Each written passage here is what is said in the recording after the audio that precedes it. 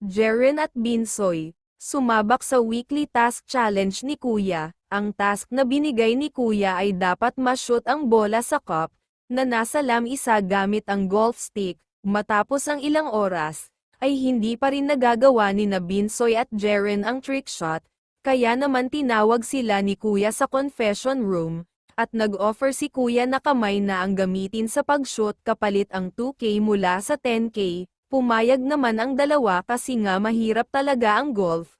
Okay na din sa kanila ang 8,000. Bumalik na sila sa game nila at pinatuloy ang task. Ilang oras din ang nagtagal at na-shoot na din nila ang bola sa cup gamit ang kamay.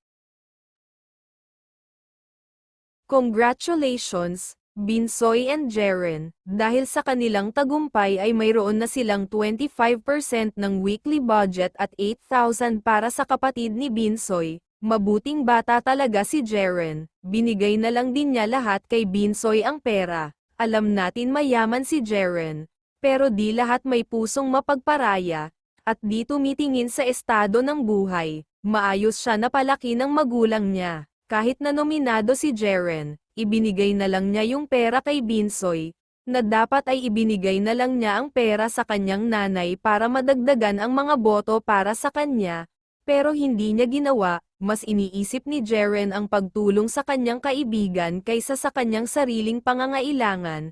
Maaaring hindi siya ang pinakamalaking tulong, pero ito ay isang bagay, maaari niyang ibigay sa iyo. Dahil isa sa mga pinakamahalagang bagay sa buhay ay ang edukasyon.